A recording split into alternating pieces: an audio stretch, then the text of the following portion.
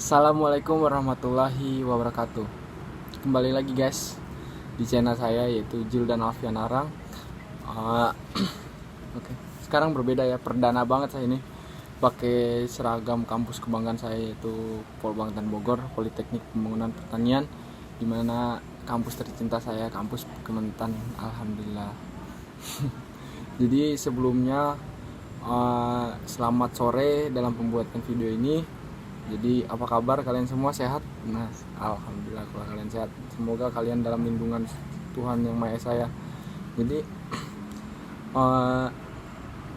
di sini saya akan menjelaskan tentang materi-materi perkuliahan saya, dimana dalam semester kelima ini, yaitu semester kelima ini saya akan menjelaskan tentang materi terutama pada jurusan saya, yaitu pertanian.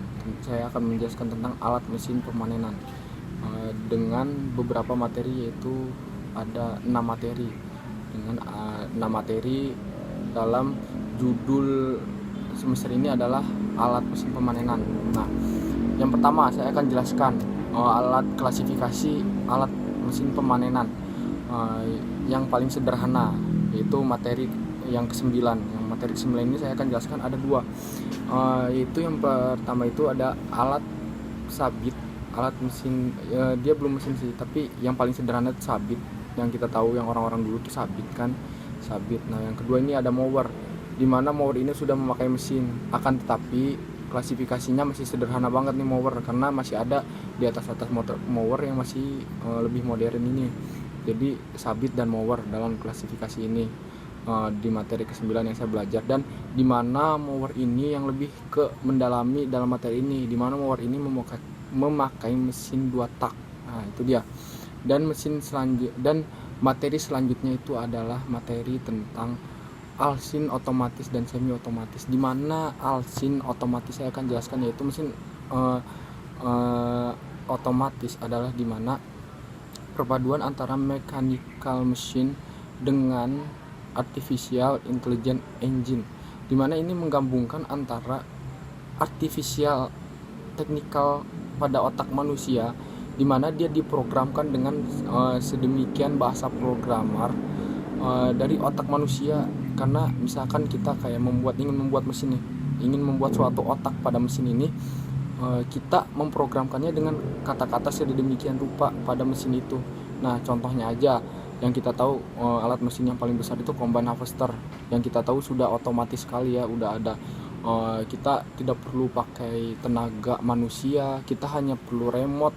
Nah, itulah salah satu contoh alsin otomatis. Yang kedua adalah semi otomatis, dimana semi otomatis ini hanya masih menggunakan tenaga manusia untuk mengarahkannya saja, seperti 2 row itu pemotong 2 pemotong, 3 pemotong, 4 pemotong hingga 5 pemotong, dan berbagai macam.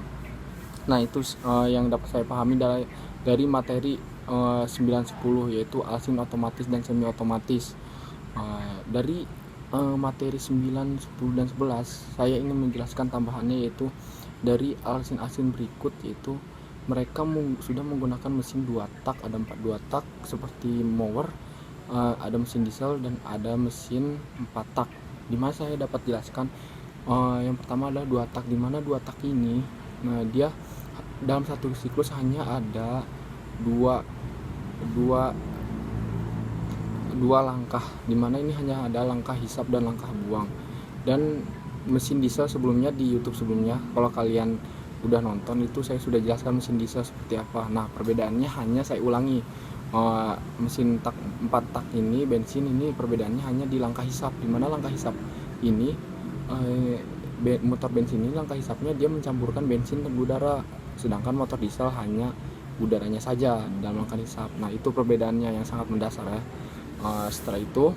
Setelah dalam materi 9, 10, 11, semoga Anda cukup mengerti dan yang saya jelaskan tentang mesin 4 tak, 2 tak, dan mesin diesel. Dan selanjutnya saya akan menjelaskan materi 12 dan 13, dimana materi 12 dan 13 ini membahas tentang kapasitas lapang kerja, dimana kapasitas lapang kerja ini berfungsi untuk menguji alat mesin panen itu. Seperti kita menguji alat mesinnya 4 tak, 2 tak, dan mesin dieselnya, kita menguji mesin itu apakah ini layak ataukah tidak. Itulah fungsi kapasitas lapang pada mesin alat panen. Kita menguji apakah ini layak apakah tidak untuk dipakai alat mesin panen ini. Nah, dengan sesuai standar SNI-nya. Itu dia materi ke-12 dan 13. Dan selanjutnya adalah materi 14 dan 15, di mana materi 14 dan 15 ini membahas tentang kapasitas pada panennya, kapasitas panennya pada mesinnya. Nah, kapasitas panennya ini berfungsi sebagai menguji panen, menguji alat mesin panen ini saat mereka bekerja dengan pemanenan seperti padi ataupun apapun itu. Nah, apakah ini kapasitas panen ini bagus enggak, apa cukupnya hanya berapa kilogram dalam satu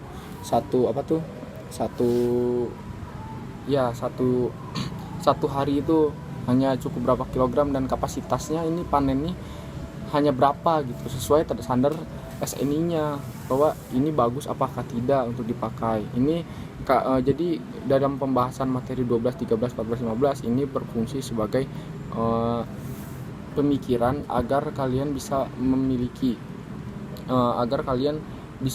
apakah mesin ini layak digunakan atau tidak, baik atau tidak nih mesin panen. Nah, itu dia fungsinya. Jadi itu yang dapat saya mengerti dalam mata kuliah alat mesin pemanenan dalam 6 materi tersebut ya. Mohon maaf bila ada salah kata dari diri saya. Sebaik-baiknya saya lebih baik Anda, dan seburuk-buruknya Anda lebih buruk saya. Mohon maaf. Wassalamualaikum warahmatullahi wabarakatuh.